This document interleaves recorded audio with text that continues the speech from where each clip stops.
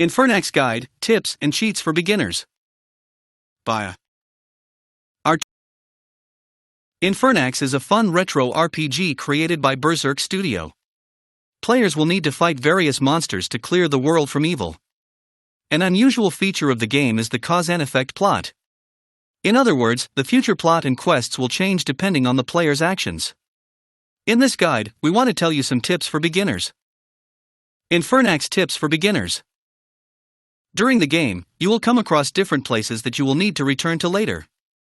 However, the map in the game is far from being detailed, so we recommend that you take notes and screenshots to make life easier for your future self. Although the game pays tribute to the old 8-bit games, many of the mechanics work better here. For example, a shield. If in the old games there was little benefit from it, then in Infernax, with the proper reaction, players will be able to use the shield to protect, repel, and even attack. Related, how to use Contra Konami code in Infernax. Beginners may overlook the fact that although the game has a day and night cycle, there are no time indicators. Therefore, do not forget to take this into account when planning a trip, as there will be much more monsters at night. Fast travel in the game becomes available towards the middle of the game, so you must talk to all the characters to enter the city to receive quests. You can also buy everything you find in the store, so that you don't come back later. And finally, the character upgrades. There are only 3 stats that can be upgraded, so we recommend focusing on all 3 and spending experience points evenly.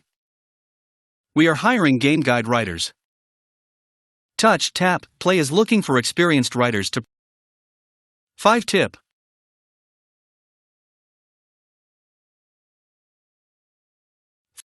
Five tips for starting Infernax. By Artur Novichenko.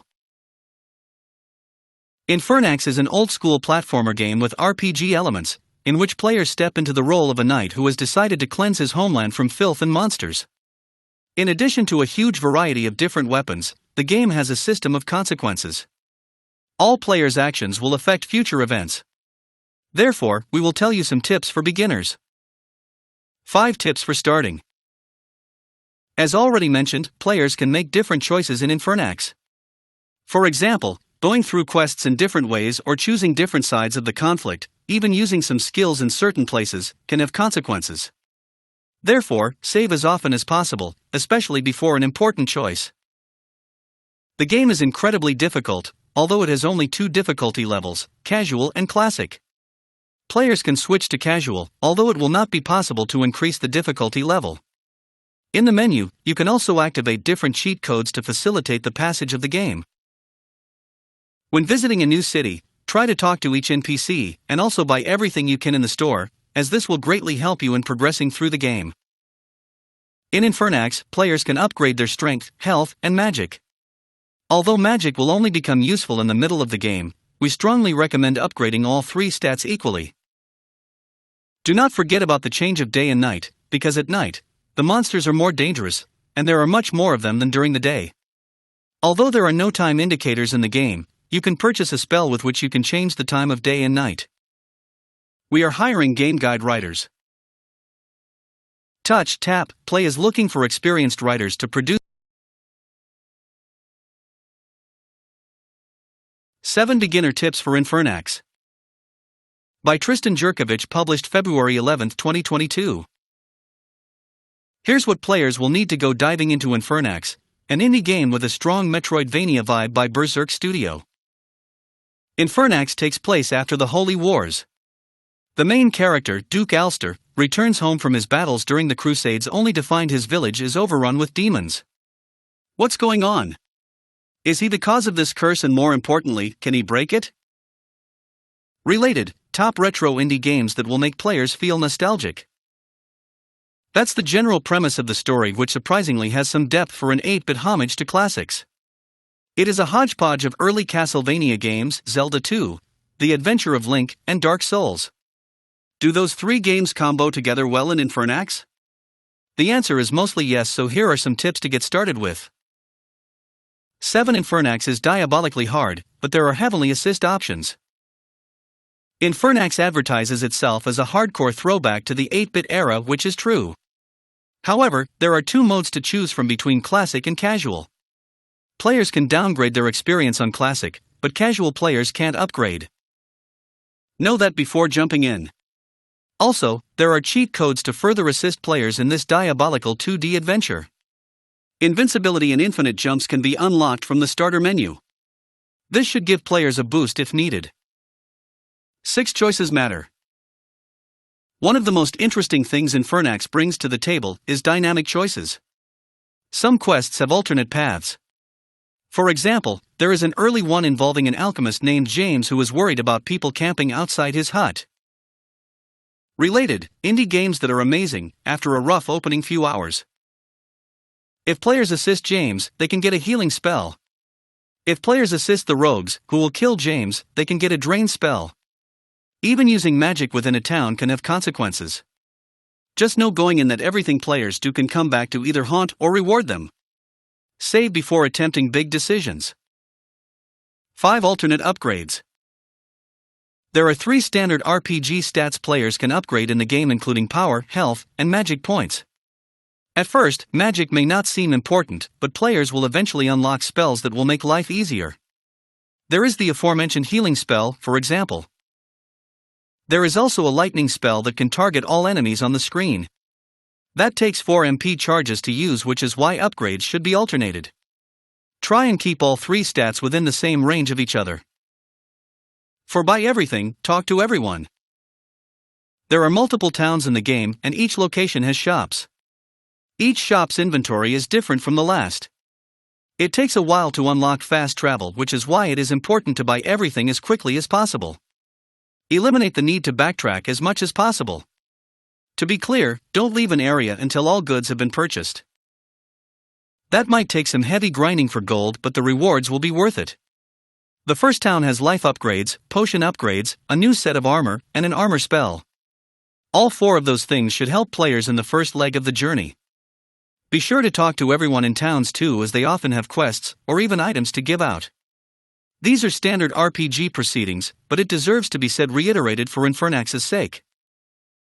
3. Be aware of the day/night cycle. There are a day and night cycle players should be aware of. There is no meter in the game to tell players early when the transition will happen. The night cycle doesn't last as long as the day cycle. However, creatures in the night can mess up a journey. Enemies are more plentiful during these haunting hours. More importantly, some quests require either day or night transitions to complete. There is a spell that can control these cycles. It can be purchased in the second town. Players should come across Arcos. If the night is truly terrifying, players can simply stand still and time will flow naturally into daylight. 2. Use that shield to your advantage. Some games use shields as simple aesthetics. This was standard for 8-bit games at the time. It would have been perfectly understandable if Infernax were to emulate that uselessness. However, to its credit, the shield is incredibly useful. Related, indie games that are impossible to beat without a guide. It can block most projectiles if players are fast enough. Get into the groove of changing positions to attack as well as block. There is an upgrade later in the game that can allow Alster's mace to knock back projectiles at enemies too. This is the upgrade that can break certain blocks too. 1. Keep manual notes. The map is not the most detailed one a Metroidvania game has seen. There are keys players can refer to, but the information is basic and not nearly enough. The aforementioned brick walls are not properly marked on the map, for example. One of the best game maps within the past few years was in the remake of Resident Evil 2. Not all games can have as detailed information as that game, but it would have been nice if Infernax tried a bit more. Because there aren't a lot of internal details, players should instead take manual notes. A good idea would be to take 2 screenshots. One within the world and one where that point in the map is. This should save players from trying to do guesswork later on if they get stuck. Infernax will release on February 14, 2022, and is going to be available on PC, PS4, Switch, and Xbox One. More Best Indie RPGs of the last 5. 2. Read next in indie games. Infernax, 10 Tips for Beginners. By Josh Wallace, published February. Infernax, 10 Tips for Beginners. By Josh Wallace, published February 17, 2022. Here are some handy tips and tricks to help you get started in Infernax. Weary from the close of the Holy War, Duke Alster returns to his homeland only to discover it is under siege by an army of unholy monsters. As Alster, the player must step up to the challenge and defeat the evil that roams the land. Related, the best Metroidvania games for beginners. If you could describe Infernax in a word, it would be challenging. You begin the game with only base stats and starter equipment, and even the horde of common enemies leading to the first boss are more than enough trouble for you, sapping your precious few hit points before you can even get to the boss area, which is so very far away from the starting screen. Infernax doesn't get any easier past this first part, but if you're determined to push through and beat this tricky game, this guide is here to help. Fight smart. Enemies in Infernax are brutal, and their variety makes them especially dangerous. It's not enough to walk to the edge of a group of monsters and spam the attack button, as they won't always walk towards you single file. Keep an eye out for enemies that jump over you, float toward you from below, teleport, run away, crawl, or wait for you to attack. Right off the bat, you have some handy fighting moves, including a shield that can block projectiles as long as you're not attacking. You can also block when moving. Crouching and attacking to get at low enemies and those that attack your top half. Jumping over enemies that surround you or just slow you down. Face the consequences. Occasionally you will encounter characters who force you to make a choice, which will affect you in the long and short terms. Not long after you start the game, you will have to decide whether to spare or kill a wounded peasant who begs for you to kill him. You could try to help him, causing him to turn into a difficult boss, or you could grant his request, putting you on his wife's bad side and locking you out of another path later on. On one hand, mercy killing him saves you from a tough fight, but fighting the boss gives you lots of experience, and you will be able to talk to the wife at her home in Arcos. Be mindful of Infernax's moral choice system, which affects how other characters perceive you and what quests are available to you. Don't panic about making the right choice, just do whatever makes sense to you. You're getting the complete experience either way. Save often at shrines. This game is hard. Whenever you die, you will load the game back at the last shrine you saved it, so be sure to save often. There are no penalties for saving frequently, so if you, for example, save, move on, remember to do something else at a shrine, then save again, then that is up to you. You will sometimes find a single shrine outside a dungeon, and it will likely be the only one around for a few screens. In this case, dip in and out of the dungeon to save as you progress it will really save time. Upgrade at save shrines. You acquire experience points or XP as you kill enemies, which can be spent at save shrines on leveling up either your power, health, or mana. Power upgrades increase your damage, health allows you to take more damage, and mana enables you to cast more spells. These are all important, but do not upgrade your mana until you equip your first spell, as it may be a while until you can get it.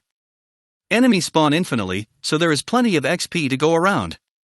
You can also farm XP if you would rather build your stats before moving on with the game. Talk to everyone.